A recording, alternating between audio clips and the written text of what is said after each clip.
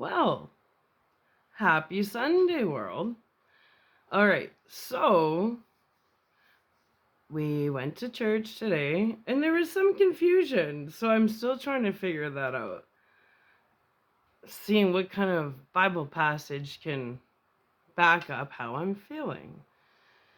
Well, we were so confused because I brought my work clothes. We had the shampooer and all the cleaning solution at the door.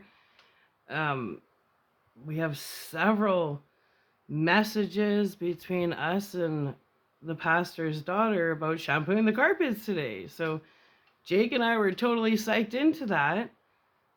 And then we showed up today and his daughter wasn't even there. And after service, I kind of said, well, are we, I said to the pastor, are we going to shampoo the carpets? And he's like, I don't know what you're talking about. So Jake and I were really confused. I mean, it's not in our heads. We have all the messages, interactions between us two. So I'm not sure what happened there because he seemed to not know anything about it.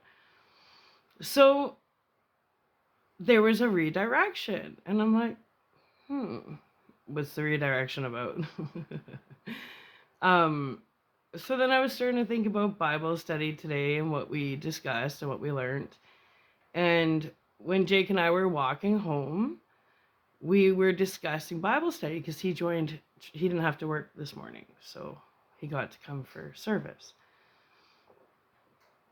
Now, it was kind of talking about the role of the devil. And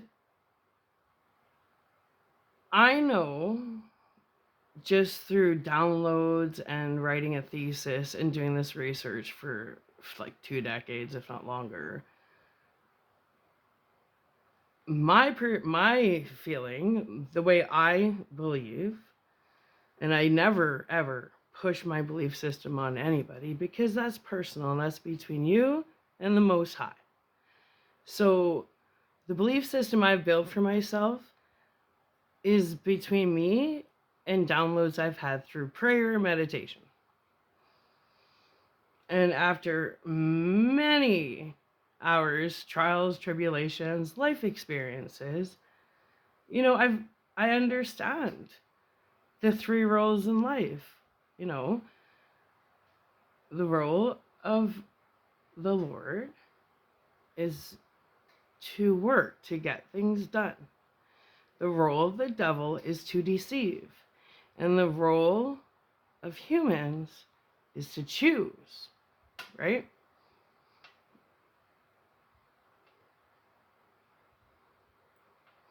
So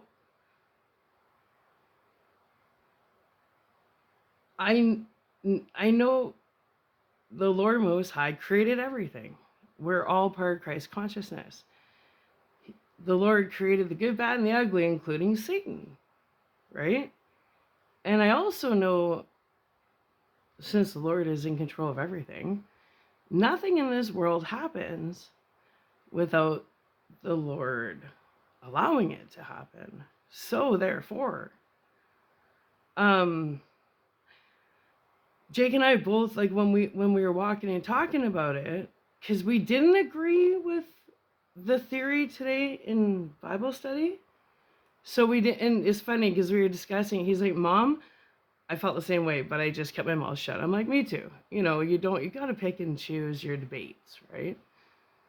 But it was about talking about, people in their, we're at war and we're the army of God. But the thing is, it's about alignment.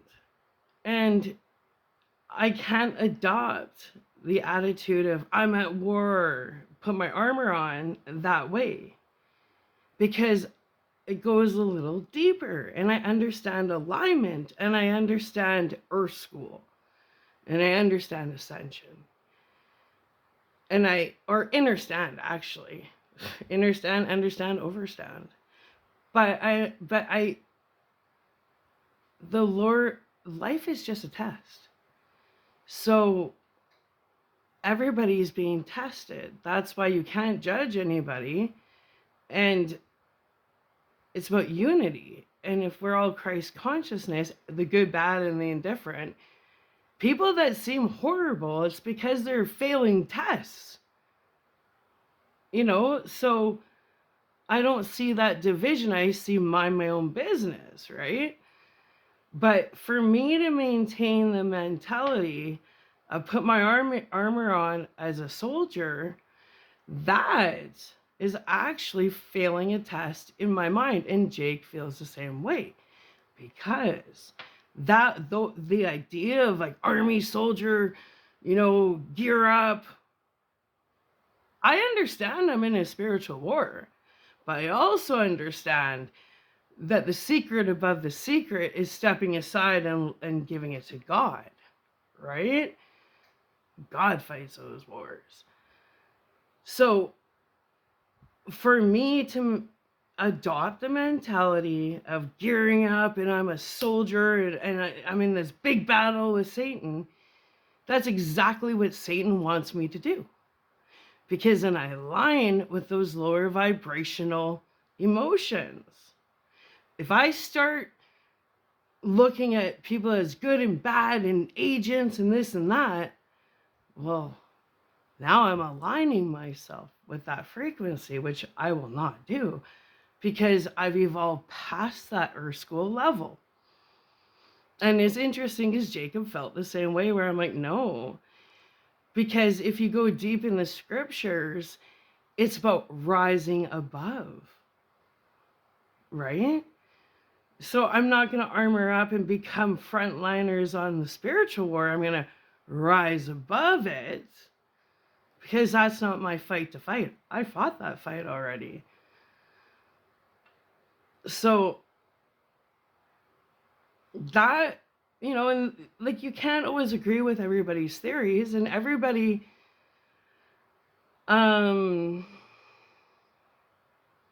perceives the Bible differently, right? So I found that interesting because I study deep quantum physics. I have written a trilogy. I'm writing a thesis right now, so I do know what I'm speaking about, but I've gone deep with these questions. And the deeper I got, the more you'll call them Satan's agents started to attack me, because all of a sudden I was like, no, this doesn't make sense, right? So I've been in a spiritual war for all my life. Like, I've been attacked because I see things the way they truly are. I see through people's masks, right? I see motivations, I see intentions, I see through it all. But because I see through it all, I'm not aligning with it, because I know the universal law of love action. You got to come at everything with love, because love is the only thing in this world that has no karma attached. You have to come with love. It's the universal law of love action. So that's where your reality becomes your belief system, or your belief system becomes your reality. Because I come at all situations with love. And if other people go at situations with skepticism or judgment or assumptions, well, it doesn't mean that I have to adopt those same attributes or virtues. That's just not who I am. I don't enjoy that, So I apply the universal law of love action instead of applying this spiritual armor, because I know, I understand the universal law of cause and effect, and I understand divine alignment, and I understand the universal law of knowing when to step aside. And I understand the role of man is to choose, the role of the devil is to deceive, and the role of God is to work. and that everything's a test.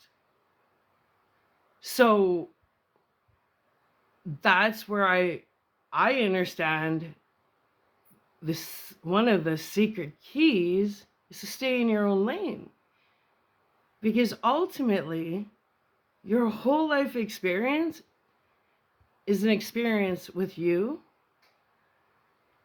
and the Most High, right? And that's about staying in your lane, staying in alignment. Never mind what other people think or do. As long as you know you're in alignment, you're coming at everything with love, you surrender difficult situations to God. Well, if you trust and have faith in your relationship with the Most High, and you are of service, and you're not out lying and deceiving and judging and being two-faced, well, the Lord works for you, because you're helping raise a vibration on planet Earth. And that's where you don't even think or reside in realms of paranoia or any lower vibrational feelings, because you haven't created that loop for yourself, right? Because eventually, when you kind of break through it all, you realize that you can program and control your own algorithm. And that's what it's all about. Just like losing weight, you control your algorithm. You can't counteract what you're trying to do. If you're trying to lose weight, you can't be still eating junk food and sugars and all this stuff. You got to be symbiotic in everything like that way to create a loop for yourself, right? So if you create a loop for yourself using the universal law of love action, and understanding when to step aside, having faith and trust in the Lord Most High, surrendering, it's in surrendering and being obedient, then you've created a loop for yourself where you're aligned with working like so divinely with the Lord. See, if you want to actually how I see is being used as vessels, is you can take it to physics with the law of refraction. That's how I see it. That's how I see alignment. So the Lord works through people in mysterious ways, but the Lord never gives anybody the title of gatekeeper. No, I disagree with that. No one's a gatekeeper for the Lord. The Lord decides. And then the Lord will piece together. The Lord uses everybody as vessels. So there's no such thing as gatekeepers. The only gatekeeper is the Lord. That's it. Period. Because the Lord will use vessels to arrange things to be done that He wants done. And that's where faith comes in, because to adopt that mindset, well, then you flow. You're fluid. You trust. You have faith.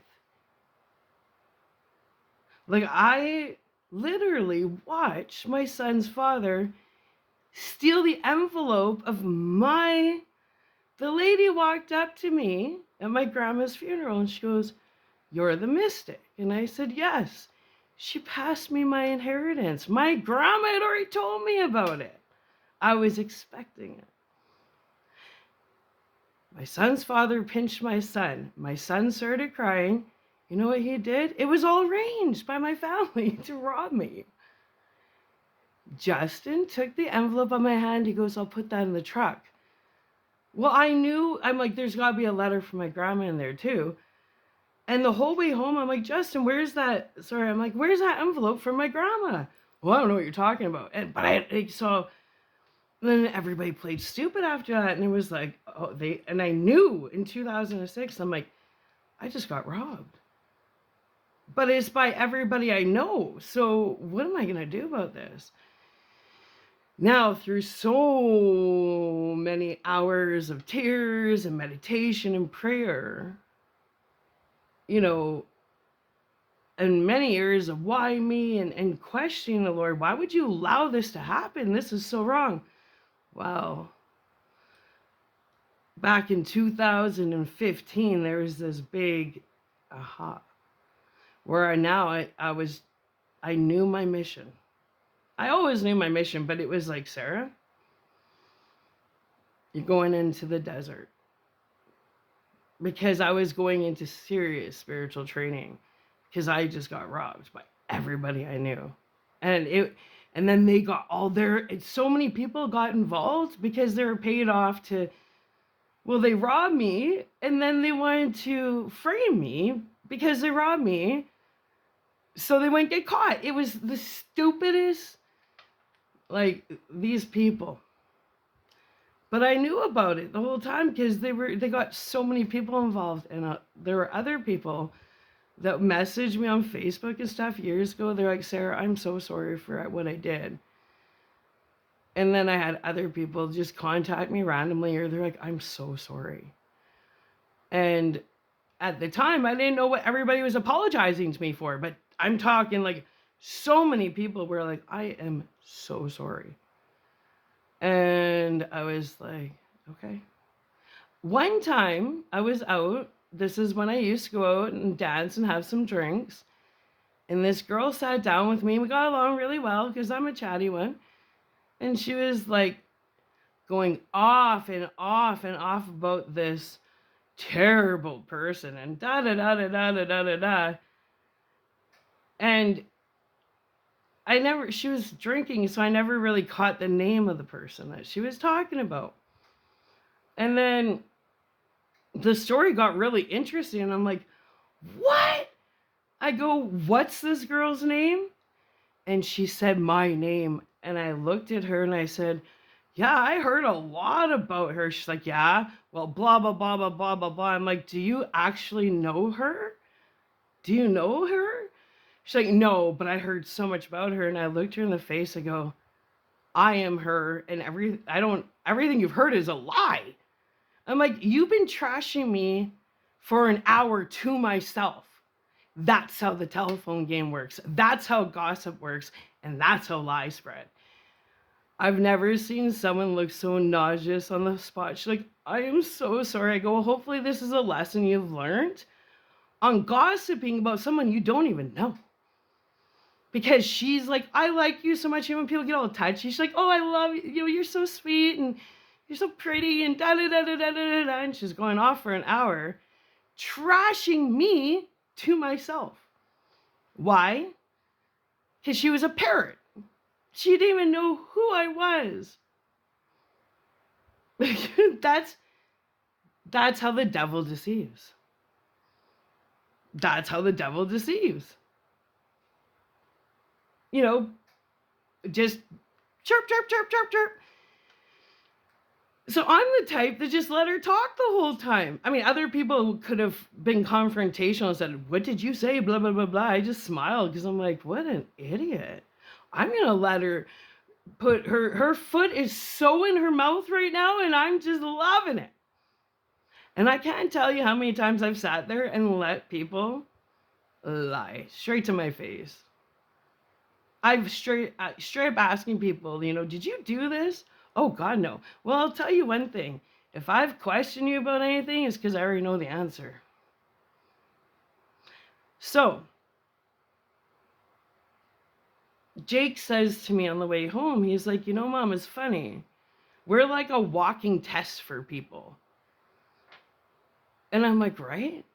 Because we have the most honest life. Like, that's why we walk around in freedom, because you can dig and dig and dig till you get to China. You're not going to find no dirt on us because there is no dirt. So that's where we're walking tests. And the other thing is, in all my life, I don't compete with anybody because I understand life is not a competition. The only person you compete with is yourself, your yesterday self. That's all you compete with. The only competition that matters is the competition of you being a better version of yourself each and every day. That's the only competition. But I have so many people that instantly want to compete with me, and I'm like, I'm not even. I never agreed to. It's like almost somebody saying, "Well, I'm playing tennis with them," but the other person's like, "But I'm not playing tennis." Oh, but I play tennis with them, but I don't play tennis. So people can be in competition with other people all they want, but that's their belief system that they're competing with somebody. So it's their reality. They're in a competition. But if the other person doesn't agree that their belief system is that they're in a competition with somebody else, well, then they're not in a competition. It takes two to tango, right? So it was just an odd day because I see life so differently. I believe, I know that nothing happens without the Lord allowing it to happen. So I don't see the division of Satan's agents, because Satan's agents are just people that are failing their tests. That's it. And at any point, they can do the leap over when they start passing their tests. So I don't look at it like Satan's agents. I look at it as people, earth travelers, they're failing their tests because they keep getting deceived. And that's where I just mind my own business, not my problem, staying in my own lane. Because if I start getting involved and looking at people like Satan's agents, then I'm aligning myself with negative vibrational thinking, which is exactly what Satan wants me to do. Because if we believe that Satan's agents are permanent, then we believe in division. And I don't believe in division. I believe in redemption. And I believe everybody can be saved. I'm going to name this video that. Everybody can be saved. Yeah. Mwah. So anyways, my intention was to come on and say, hey, Jake and I rocked it out. We did all the shampooing of the carpets. But for some reason, it blanked everybody and nobody knew what the heck we were talking about. So Jake and I were like, okay. We just came home and redirection. And I'm not sure what the redirection is at this point. But that's okay. Cleaning solution is not cheap, so I'm not begging to do it. I just wanted to be of service. And that's the thing. We tried, and the intention was there. So there's definitely E for effort. And we'll just find someone else that we can be of service to because it feels good. Yeah. Anyway, I love ya. Bye.